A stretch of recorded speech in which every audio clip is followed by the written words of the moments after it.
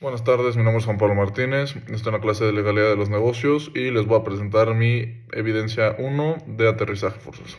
Pues bueno, Interjet es una es una empresa mexicana de bajo costo que fue fundada en el 2005, donde empezó sus operaciones en el aeropuerto de Toluca y se fue expandiendo con el paso del tiempo hacia toda la República Mexicana. En 2018, Interjet empezó a tener problemas por falta de mantenimiento y adeudos. Esto se agudizó gravemente con la pandemia de COVID-19 y Interjet empezó a tener problemas para operar desde diciembre del 2020. No contaba con los recursos para la compra de turbocina y tuvo que empezar a cancelar vuelos diarios, entonces lo que provocó una huelga de sus trabajadores contra ellos. La jueza María Luisa Cervantes Ayala admitió el trámite de demanda de concurso mercantil contra Interjet. Interjet tenía varios adeudos y varios activos. Para empezar con los adeudos, tenía bajo arrendamiento varios inmuebles. Eso significa que se ha acumulado una deuda, se ha acumulado una deuda de alquiler, ya sea de oficinas, terminales o hangares utilizados por la empresa. Después tenemos los pagos vencidos de sueldo a sus pilotos, azafatas y personal en tierra. Al no haber cumplido con la obligación de haber pagado sus salarios, la empresa ha acumulado una deuda con sus empleados. Tenemos después el adeudo al IMSS por cuotas obrero patronales. Esto significa que la empresa no garantizó cubrir la seguridad social de sus empleados. Adeudos con el SAT por no pagar el ISR, el IVA y el TUA. La empresa tiene deudas con el Servicio de Administración Tributaria por no haber pagado el impuesto sobre la renta, el impuesto del valor agregado y la tarifa de uso del aeropuerto. También tiene deudas con la empresa ASA por no haber pagado el consumo de turbocina. Pagarés vencidos y no pagados. Estos son documentos de deuda emitidos por la empresa que han llegado a su fecha de vencimiento y no han sido pagados. Después tenemos cheques rebotados por el banco. Se refiere a que son cheques emitidos por la empresa que no han sido pagados debido a insuficiencia de fondos en sus cuentas bancarias. Bueno, ahora les voy a platicar un poco sobre los activos de Interjet. Para empezar, tenemos la marca nominativa Interjet, marcas mixtas e innominadas. Básicamente nos quiere decir que Interjet posee los derechos sobre estas marcas, las cuales incluye también los nombres y logotipos registrados. Después tenemos la flota de aviones que son propios y algunos rentados. Nos quiere decir que Interjet es dueño de algunos aviones y no en su totalidad de otros, ya que son rentados. Después tenemos el mobiliario de oficina bajo un contrato de arrendamiento financiero.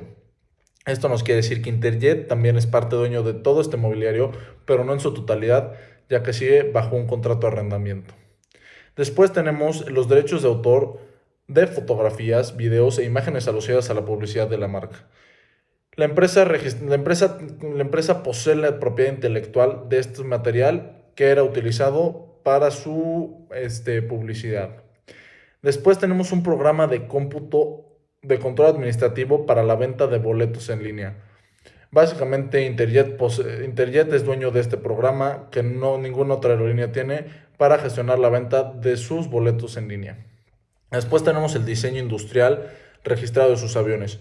Bueno, la empresa ha registrado este modelo industrial de sus aviones para proteger su apariencia y su funcionalidad. Y para terminar, tenemos el modelo de utilidad registrado sobre la forma de sus asientos con un 20% mayor de espacio. Bueno, Interjet posee la propiedad intelectual de esta forma de asientos, la cual garantiza un 20% mayor de espacio, la cual es un diferenciador para sus aviones y ninguna otra aerolínea la puede tener. Ahora les voy a platicar qué es el concurso mercantil. El concurso mercantil es un recurso legal utilizado por algunas empresas que no están en condiciones de estar al corriente de la realización de pagos a sus acreedores.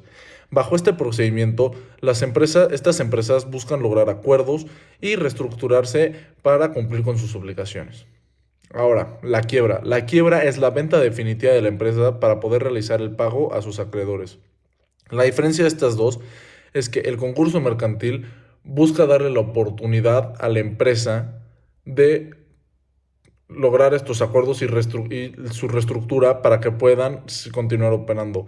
Mientras que la quiebra es la venta definitiva de la empresa para poder pagar a sus acreedores. Bueno, ¿qué acciones hubiera sugerido yo para evitar que la empresa Interjet se encontrara en esta situación? Para empezar, la buena gestión de las finanzas. ¿Por qué creo que esto era fundamental? Una de las cosas que llevó a la crisis, llevó a esta situación a la empresa, fue al no haber pagado sus impuestos de ISR, IVA al SAT y las cuotas al IMSS.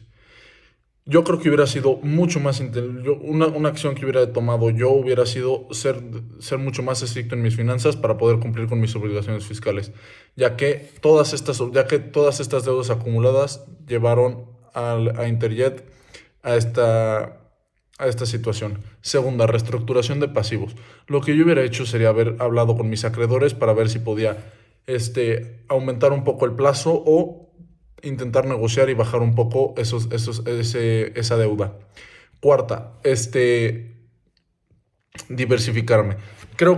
En el momento en el que vivimos y en el que vivió en esos tiempos Interjet, al haberse diversificado y creado nuevas rutas, hubiera optimizado el flujo de dinero, nuevos clientes y lo que los hubiera llevado a poder tranquilamente cumplir con todas sus obligaciones. Y por último, ser más transparente de manera pública con las autoridades y el gobierno e internamente. Creo que si hubieran podido hablar perfectamente con él, si hubieran podido externar sus problemas hacia la sociedad, ya sean inversores, gobiernos, empresas, creo que pudieron haber pudieron haber sido rescatados de esta situación, pero al no haberlo hecho, creo que lograron que nada más terminan en esta situación. Bueno, algunas de las figuras jurídicas pertinentes y normas aplicables que yo pude analizar en este caso son las siguientes. Tenemos los contratos de arrendamiento y los adeudos por compraventa de turbocina.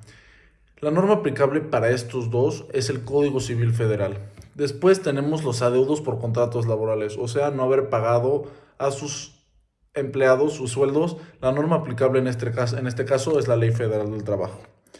Después tenemos los adeudos al IMSS. Lo que fue que la empresa no cubrió las cuotas y entonces los trabajadores no tuvieron seguridad social.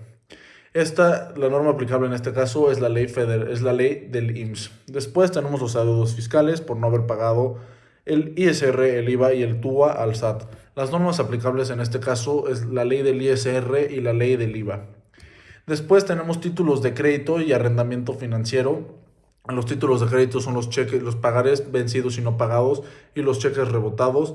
Y el arrendamiento financiero son los mobiliarios de oficina bajo contrato de arrendamiento. Estos dos, para estos dos la norma aplicable es la ley de títulos y operaciones de créditos. Y para terminar tenemos la propiedad intelectual como diseños industriales y derechos de autor. Las normas aplicables para estos dos conceptos es la Ley Federal de Protección a la Propiedad Intelectual y la Ley Federal del Derecho de Autor.